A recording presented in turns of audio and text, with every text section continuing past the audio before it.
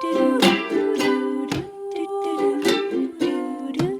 I'm Julie B. Hughes, and an uplifter to me is someone who uses their story to inspire others.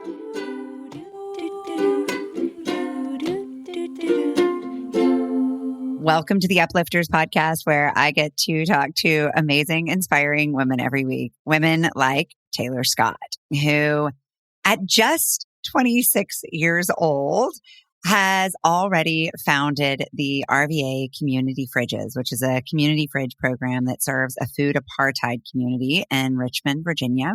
Taylor, I know you have a big job to do, so thanks for taking time to come and hang out with us and share your story today. Yeah, thanks for having me. I'm excited to be here. So how did RVA Community Fridges happen? I love that question. They happened just from me growing too many tomatoes on my hydroponic in my apartment. I literally had a lot of tomato plants on the first round of climate plants that I started to grow, and I didn't want to waste them. I was on the phone with a friend of mine who is in California from the South, and both she and I had already experienced community fridges from places that we had been growing up. So she was just like, drop it off at a community fridge. And I was like, oh yeah, you're right. I can do that. That's an easy way to not have them in the trash, but also not have them in my house. So I was like, all right, I'll do that.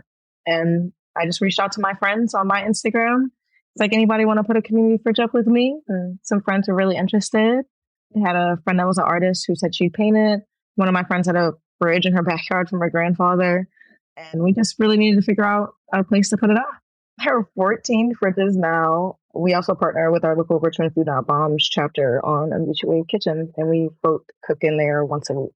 That's a lot of growth in a short period of time. And you're learning every step of the way. We talk so much here about like create a vision for yourself, and then you work toward that vision one step at a time. And you created one vision, leapt there. And then it's like you're now on a train and you don't know where it's going. There's no map. Yeah. There's no ticket to buy. I'm literally telling people that all the time. Like the question of like, what do you want to do in 5 to 10 years? It's always like, wow, I can't really say. Like, it's really dependent on what the community wants us to do in 5 to 10 years. Really, like, what do they want to see us change? What do they want to see us add and do better in? You know, how maybe we'll go from like taking a pause on putting community fridges up and like actually start getting into communities and helping people grow their own food. Maybe we'll start cooking food ourselves, growing and cooking it and just handing it out. Like, there's just so many possibilities now that we've even gotten to 14 fridges that I'm just like, I don't know what to choose. Everything is so funny and crazy over here. Like, so the community is super supportive, and the fridges are always helping people out to where other people are like, we want these to be successful. So they're always looking for more ways to help us be better. I love that. And food is such an essential piece. It is a matter of survival, but it's also a matter of community and culture and connectivity. And as you're talking, I'm now realizing how many stories we've heard about food over the course of these episodes, right? We had a woman in Africa who is creating chili with women locally and sustainable food ecosystems there. And then we had another woman just recently who is training recent immigrants in food service so that they're able to hit the job market running as soon as they immigrate into the country. It is a matter of survival and true thriving. Absolutely. It's an intersection of those. And so what has this food access meant in your community?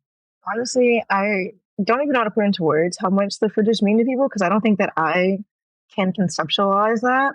When I meet people who use the fridges or have used the fridges, who now can bring things to the fridges after using the fridges, and they tell me how much the fridges have meant to them, it's always like something new. Like they had never seen one before, and it just makes it so special to them. And I'm always like, wow, like, I'm like, it's a community fridge. I didn't make community fridges. I promise you, there are a million before the one that came here, and there will be many more after. It really is the fact that there were no other community fridges ever in the state, that I really think that people really hold these ones near and dear to them. And the fact that like the first one went up in a predominantly historically Black, redline, older population of like disabled Black folks. that fridge is always empty within an hour. It really is just interesting to see how many people need the food, but how many people utilize the fridges. Like, even when we get overwhelmed, because sometimes we get overwhelmed with things from our farm partners, like we picked up like 40 cases of squash in one day, 3 times in 1 week. So like there is so much squash going out to the community at one time. One point, I was like, I don't even know what the community can do with all this squash. Like we're gonna take it and we're gonna put it out, and they were also taking it and eating it. We didn't have to be like, we have too much squash. That's never the case. Like even when we're like, oh, this is way too much, it's really never enough. There really is not enough. It's just great that we're able to continuously expand and just find more local partners. It's crazy to see how much things have evolved, and it really is only because the community, one, is so supportive, but two, also is requesting that these things are like consistently there. If they didn't ask for like a second fridge or like more fridges to continuously be put up, I probably would not do it. So much of your work is enlisting partners and inspiring people to support this vision. How do you go about exciting them and engaging them in this work? Great question. Apparently, it's my personality. That's what they say, because I don't really do a good job at like being like, come here, join us here. I feel like one of the great things that people enjoy about the fridges is the fact that you can be as involved or uninvolved as you want, even as a volunteer. But it's always crazy to see like how much growth happens after we're starting a new fridge. The community's just like, okay, how can we support? How can we like make this great for this area in our community? And I never really imagined that that would be what happens whenever they want more fridges. Wow. Because you have been on such a surprising journey, I'm curious how your definition of success has shifted over the last few years. That's a great question. I think I would have originally defined success as like, oh, you're in the gold product, like you'll know at the end of something like, oh, was I successful or not? But now I currently rate the fridge's success on like, oh, did someone get food out the fridge today? Success. Did we stock the fridge today? Success. Like that is a huge W. Truly the most rewarding ways that I would like talk about the fridge's success would be to tell people stories that I get told from other people who have at one point utilized the fridge, and now they're like, hey, I'm not in a position where I need to use the fridge anymore, but I'm in a position where I can give stuff to the fridge now. That makes me feel like that was a huge success because just in itself. So yeah, it definitely has skewed my idea of success. I don't think my success is measured by just the end result. Like my success to be measured by like, oh, we actually just came up with the idea of this plot, like just saying we wanted to do this out loud and passing it on to the next person could be a success. We've helped like 3 other groups in Virginia start their own community fridge networks. So like there's like 4 other groups out here putting fridges up besides us. That's a success, like crazy to believe that this has changed my perception of a lot of things in my life, truly. In that answer, I hear these little moments and then it's these ripple effects. And so you talk about growing all these tomatoes and just saying kind of casually, I'll just start a fridge. Did it feel scary at the time? Was there any limiting belief that you had to overcome to get started? Or was it kind of just like, this is a no-brainer. This will be an easy thing. Let's do it. And then later, or are you just that rare breed of person who doesn't have fear? I am a Sagittarius. So I am what I like to call delusionally optimistic. And this was a great time to be delusionally optimistic. My birthday also happened to be Thanksgiving that year. So usually also this year, when my birthday falls on Thanksgiving, I'm always like delusionally optimistic that I'm going to do some like, I'm going to show up Thanksgiving because it's my birthday and like, who cares about Thanksgiving? Like that's usually how I feel. So it was probably also me being very big headed. Like I want to put a fridge up because one, I grew up with them. Virginia should have a fridge. We are so close to New York, so close to New Jersey. Why don't we have a fridge here? Like it can be so easy to just, everything else trickles down. Why can't a fridge trickle down? Like that was my thought process back then. I was like, y'all could have a fridge, very easy. Never did I think of like volunteers to help me clean it by the week. I was like, you know what? It'll be my one fridge. I'll stop by every 2 weeks, clean it myself. People will stock it. They'll see it. Like that's no big deal. No. Very big deal. Very big deal. And it has been a very big deal since. And it's crazy to see like that was my thought process back then of like, oh, we'll just go for it. But I don't think that it hit me that I was like actually doing this until I put it up like that day.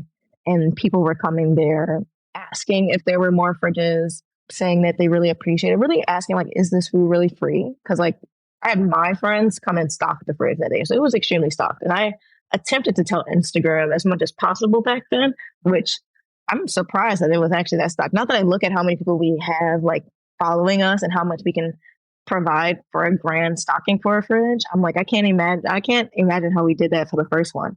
And now this is what we're producing. But like that first fridge, everyone was just like, wow, like what is like mind blown. And I was just, wow, I was sitting over there like, this is nothing. This one fridge was nothing to put up. This simple. I could do it again. That's exactly and then that when I said I could do it again, and that's when it hit that I was like, oh, what am I doing? What do you mean I can do it again? I don't even know what I'm doing in the first place. And then that's when I had to like get a team. And that's when I was like, okay, well, maybe this is not solo work. Like maybe you're going to need a group of people. Like, let's find other people who would like to actually chat about this all day and like figure out how we can actually make this a cohesive, sustainable situation. I was like going from working 11 to 8 overnight to like trying to sleep for a few hours to waking up, trying to answer people's messages about the fridge. And everyone was like, I've never seen this in my life. Tell us now. Tell us more. I can't imagine how that's happening. What is this free food? Is this real? As actually, it seems like what they were saying. No, it was. And they were mind blown. They were like, wow, can I really just take this food? And I'm like, yeah. And they were like, are there more of them? They're like, is this the only one? And I was like, yeah, we can make that happen. We can make more. This was simple. But now that we actually have like a plan and we have like a layout of how we establish community fridges and how we go about telling our hosts like, hey, this is what happens when you're going to get a community fridge. Like it's a lot more streamlined than it was in the beginning. And it's not as hectic or crazy. One of the things I was struck by in the description of your work is the word apartheid community. So I've always heard about food deserts, and I think people are familiar with this idea that there are areas of the country where there is much lower access to fresh fruits and vegetables, and in general, access to food is lower. So I went and did a little research to understand where that's sourced from. I think it's from Karen Washington, this idea of the food apartheid. Tell us what that concept has meant for you in your way of thinking about the strategy of RVA fridges. I think that making sure we let people know that we are primarily working in food apartheid really lets them know like, hey, realistically, we wouldn't need the fridges if it wasn't for the historical governmental laws that have put us in these places and have redlined these areas not to even have fresh local produce. There's a lot of places here in Richmond where we have like 3 fridges. We're about to put a 4th fridge up. That side of town doesn't even have a grocery store anymore. And it's crazy to see how many people live over there. How many of those people are people of color. How many people over there have entire families that have been in Richmond for decades over there in the same houses forever. And none of them have access to like fresh local produce. Even though food is free for everybody and we stand behind that, we do not police the fridges. Anybody is welcome to take anything. Even if, even if it's a millionaire, yes. But you know what? If that millionaire is taking a bottle of water, I hope they're dropping off a full pantry of goods on the side of it. You know what I mean? Like, totally fine. Anybody can take what they need, give what they can. But realistically, when we're placing them, we want to be strategic about where we're placing them. It's totally fine if they're not all within redlined areas, which some of ours are not. Some of ours are in some of the most wealthiest areas, but those areas also have a huge population of people that are houseless or just walking around on their feet all the time. There's so much concrete. We don't have a lot of trees in some of the areas where we have fridges. So just thinking about like the environmental development that has happened in those areas that makes people do certain things, like all of that is what makes that area an apartheid, and food is very much included in all that. And we just want people to just learn more. So we include that word so people can, like you, take a second, read more about it, and just understand the work that we're doing a little bit better. Yeah. And for me, what the distinction was between those two words, in addition to what you're saying, is it was a distinction between a place. Like the place is not at fault. Yeah. It's not the people there. Yeah. Right. It is the systems that have created the problem. And I'm sure the people across the river over here would love a grocery store. No one wants to drive 45 minutes when they live in a city. Right. To go to a Whole Foods that they also may not have enough money to buy food from. Right. And it's just the real idea of it. It's crazy. It is. And to create greater access to that has to be an intentional choice. And so you're meeting people where they are. And that's what I think is so exciting about this is it's not like so many services are like, come to us. And you're saying, here it is. We're going to make it as accessible as it can possibly be. You're absolutely right about the accessibility thing being a big point because like people always tell us like one of the big points that they appreciate about the fridges is that they're 24/7 and that we're not asking them questions about like, hey, where are you living at? How old are you? Like, do you have X amount of people in your household? Like, we don't need to know all those things for you to get food. And we're hoping like we can grow to a point where we know there are people who can't physically get to a fridge. Right now, we have a lot of volunteers who are like, oh, I'll grab something for the people who aren't able to come to the fridge and then they'll drop it off. But like, we're hoping that like we can make a system that works for those people also, you know? So yeah, like we're using systems that work for us, but like not to a detriment of what we're doing. What a cool idea. Shout out the community. A food delivery service within there. And it's interesting too, what you said about the millionaires. Kim in her episode talked about her surprise at who was using the fridges. And she said, yeah, of course, you're going to see unhoused people, but you're also going to see a guy drive up in a BMW in a suit. And she said, I'm not going to question that. There's a reason that guy is here. Exactly. Yeah. And I'm so glad Kim mentioned that because that is so true. You just never know people's situation.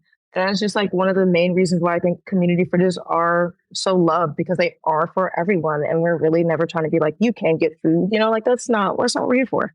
Right. None of us want to be treated like children. Not even children want to be treated like children. Exactly. And we get kids at the fridges all the time. So we try to make sure we get snacks, stuff for them. They're always like, oh, yeah, I love that. Learning new fruits and vegetables. My kids would like, they asked me the other day, they're like, Mom, why aren't we normal people with snacks in our house? I'm like, we have snacks. We have celery and we have carrots and we have berries. It's going to be me. Don't worry. I think about it all the time because I'm like, I don't have, like, I'm already an ingredients household. I see it now. Nothing but like fresh fruit. Nothing, fresh pantry goods, barely any chips. I see it all the time. Yeah, we're on the same boat. I'm going to have to ask you for some homemade snacks. Yeah, dates and peanuts and chocolate will only go so far. So good. I'll tell you what we just had upstairs. I just ran up we do now working from home for the first time in my kids' lives. We get to have snack break together every day. I love that. It's the best. No, that's great. I love it so much because it gets me to take a break. It lets us all, it's like they're my colleagues. Let's have a little snack break in the lunchroom. You know, let's talk about it. Talk about our day. I love that. Today we had mashed banana with honey and oats, and it was really good. That sounds banging. I kind of want to go get bananas now. It was delicious. Yeah. I don't know. How could you not think that's great? Okay. Yeah. And that's what, okay, now that I work with all the farms, my dog eats all the raw stuff and everyone's like, well, Taylor, you really feed him that? I'm like, well, I mean, if I'm going to pick up chicken for my boyfriend from the farm partners, might as well get the chicken back for serious chicken feed. You know, it's the same farm. Exactly. It's great. Yeah. That's actually how my kids convinced me to feed the dog better because they watched some ad that said, why is the pet the only one in the household who is eating processed foods every day? And I was like, oh, that's fair. Yeah, fair. That's what I tell my friends all the time. And I'm like, yeah, because why wouldn't I try to, you know, give him what we're eating, you know? And then now we're got a great looking coat. Here we are. Yeah, Sirius and Arlo were very happy. And we don't cook meat in our house. And so only the dog gets literally in his own pot. I'm so glad we're the same. You're so funny. Sorry, Arlo. We didn't know what we didn't know. Yeah, same Sirius. So you mentioned 5 to 10 year dreams and professionally, I hear you saying so wisely, that's not my decision to make. It's my responsibility to follow the needs of the community. And I admire that so much. How about for you personally? I have a personal, I guess now that I've been asked, I'm like, okay, well, if I had to choose what the fridges did in like 5 to 10 years and like making sure that they were just running and cleaned and on were not the main task that I needed to do, you know, I would probably say like finding some type of restaurant where, because I've seen it done. So I know it can happen. But there's restaurants that put like meal receipts in their window in the front. And someone can just take one of those and bring it to the back and prepare the meal. And then it's like a recycling thing of like free food. I would love that. And that's like end goal if like I can do that. Now, do I know enough about running a kitchen? No. But we'll get there. I've worked at like 5 farms since starting the fridges. And now I know so much about farming. So, who knows where we're going to go next with this. I have one more question for you about farming, just selfishly, because we're about to get our first like real backyard. Oh, yes. Jealousy. It's so exciting. No, 100%. So yeah, I know you've been doing hydroponic farming. Mm-hmm. What are some of your favorite resources for getting started on that? Okay. For hydroponic farming, I started with a lettuce grow tower. And that is the big boy that brought us to the fridges. I started with what I think is probably like a medium level of hydroponics, now that I'm in this like process of still doing it. But you could easily get like an aero garden. I now have a tabletop aero garden that does like 6 plants also. Very easy, very simple, very beginner friendly. You can even use your own seeds. I have officially stopped buying seedlings from all of the people because why spend like $5 on a seedling that may get hurt in transportation? It's always great to watch things grow from seeds. So like you can get whatever plants you like. I'm growing corn on a hydroponic right now. It's endless. This is my first time growing corn. Last year I grew jalapenos. You could grow literally anything you want almost hydroponically.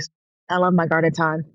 And what a wonderful balance to our increasingly digital lives. Right? I feel like I get so much smarter from every episode I do. I'm like, this has been, I feel like I've gotten a master's degree in uplifting just by getting to spend hundreds of hours. Honestly, your mind is probably like a nice library of like, oh, I can tell you about this, this, this, and this. I love that. And I'm like learning how people get things done. This is the first time I'm walking away and I'm like, I want to change my life. I want to become a farmer. We love that. Yes, get in the dirt. Yeah, literally it takes one seed. One of our admins has 2 children and they are always like around what we're doing with the fridges. And one of them has literally said that they want to be a farmer so they can grow food for the community. I'm like, don't tell me that because that's going to make me cry right now. It's too sweet. I love hearing people say they just want to find a way to get involved with like food and feeding our community. So put a little basket out for your neighbors when you start growing. So the beautiful thing about this show is that our audience is all uplifters too. And we as uplifters love to uplift uplifters. So what are the best ways that we can uplift community fridges like RVA and others? Oh my gosh. Okay. The best way I think to like uplift a community fridge near you is to stop by, visit the fridge yourself, send a selfie to the fridge group that put the fridge up. I love a fabulous selfie that was like, hey, I went to the fridge today. Yeah. Or even if you're dropping something off, just take a picture of what you dropped off. If there's a fridge event or if they're holding like some mutual aid gathering, join in. We love seeing each other's faces. And if you can't come, share the post and come to the next one. And that is the best way you can uplift your fridge friends. If you have $1 to share or spare, I'm sure every fridge group has an open collective Venmo Cash App that you can donate to. But honestly, we love in-time and in-kind donations the most. So, hey, come hang. We love to hang. That's amazing. Absolutely. Like you have to be there. Yeah. Well, thank you for your time. Thank you for what you're doing, Taylor. I'm so happy I got to meet you and to talk to you. You are amazing. This is so great. Stop. I've told so many people about the podcast already. Also because Caroline was on it. I was like, everyone, we got to listen to Caroline's podcast. She's awesome. She's dope. I was like, not Caroline nominated. I'm like, get out of here. Did I read that right? So then I had to go tell my friend Jess. I was like, Jess, your friend Caroline nominated me. Oh, there really is nothing cooler than knowing we're admired by the people we admire. Get out of here. It's so cool. Uplifters, thank you for listening. Go support your community fridge. Yes. If there isn't one, hey, look, it's your invitation to start one. Yeah, we'll help you if you need some help. Happy to help. Thank you, Taylor. Thank you for listening to the Uplifters podcast. If you're getting a boost from these episodes, please share them with the uplifters in your life, and then join us in conversation over at the uplifterspodcast.com. Head over to Spotify, Apple Podcast, or wherever you get your podcast, and like, follow, and rate our show. It'll really help us connect with more uplifters, and it'll ensure you never miss one of these beautiful stories. Mwah! Big love. Painted water sunshine with rosemary and thyme. Dwell in the perplexing, though you find it vexing. Toss a star and hover, be your own best lover. Relish in a new prime, plant a tree in springtime. Dance with idle hindsight, bring the sun to twilight. Lift you up, whoa. Lift you up, whoa. Lift you up, whoa. Lift you up. Lift you up, whoa. Lift you up, whoa. Lift you up, whoa. Lift you up.